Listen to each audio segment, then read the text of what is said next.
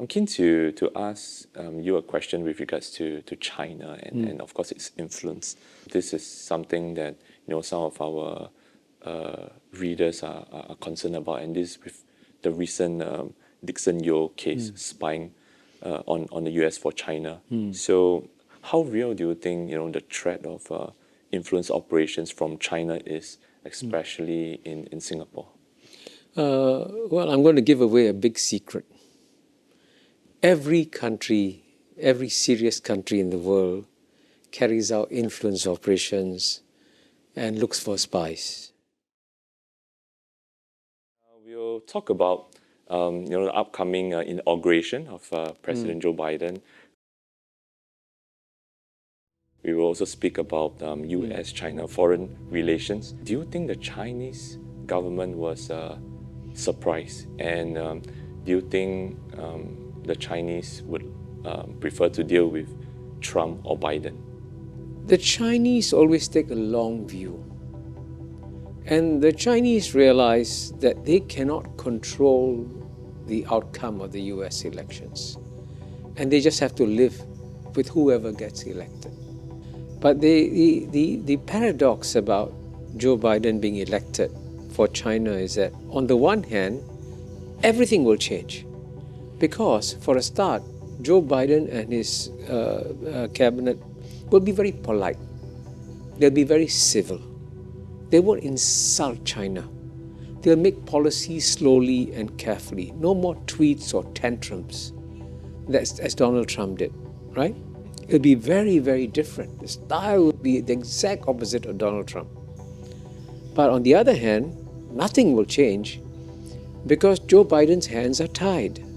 There's a very, very, very strong anti-China consensus in Washington, D.C. And there's a very strong feeling that this time around, US must stand up to China. So if Joe Biden is seen to be soft on China, he'll be attacked in Washington, D.C. So you can see, on the one hand, it looks as though everything is changing. On the other hand, nothing is changing. I wanted to ask you whether you think that relations between China and US would improve under the Biden administration. Well, the answer to that question is very, very complicated. I'll give a three-part answer, if you don't mind. Part one, this is what Biden should do. He should focus on fighting COVID-19. He should focus on improving the economy. He should focus on improving the livelihood of the Americans. These should be his three priorities. But to do that, he should therefore press the pause button on the geopolitical contest with China and say, okay, first let me fix my mothership, United States of America, before I come to deal with China, which would be the logical, rational, sensible thing to do. And we all think that United States is a logical, sensible, rational society. Sadly, it's not. Because the United States, especially the key members of the establishment, have become very emotional about China. They see China as a real threat, and they are really frightened that America will become the number 2 power. And so because of the rock-solid consensus in Washington, D.C., that the United States must stand up to China, he cannot press the pause button. So he has to be seen to be tough on China. So for example, one thing he could do is to just get rid of the tariffs that Trump has imposed on China. But if he does that, he'd be attacked on all fronts, right? So he can't do it. His hands are getting tied. So I said, one, what he should do, why he cannot do, and therefore the final part is, what can he do? And I would say what he can do is to be very cunning. He should pretend that he's beating up China every day.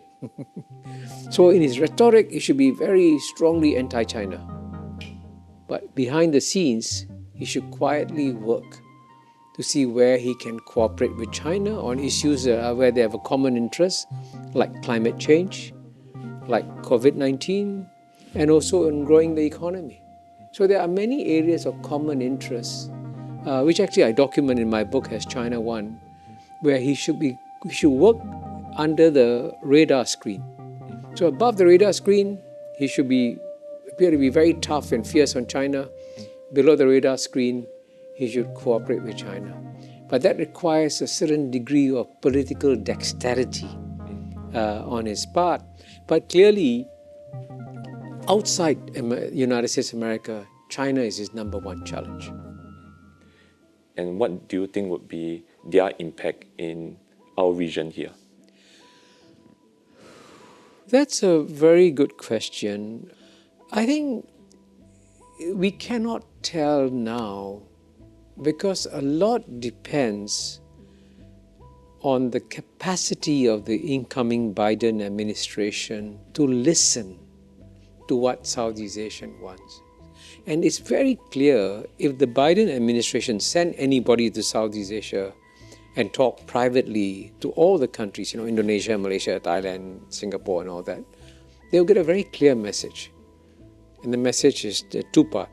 One, yes, we want to see a strong United States presence in Southeast Asia. We want to see more US investment in Southeast Asia. We want to see a US military presence in Southeast Asia. Part two, don't make us choose. Between US and China, we want to be friends with the US.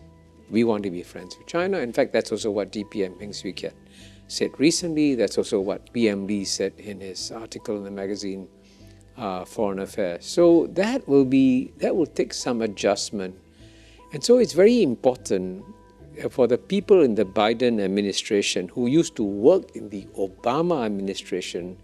They mustn't think they can go back to the world of the Obama administration because Southeast Asia has moved on in the last few years. So it's a new Southeast Asia. So it's very important that the new Biden team make an extraordinary effort to come to Southeast Asia and listen carefully to what Southeast Asians want. And of course, the Biden administration is more likely to listen than the Trump administration, which lost completely the art of listening. I'm keen to ask you a question with regards to China and of course its influence.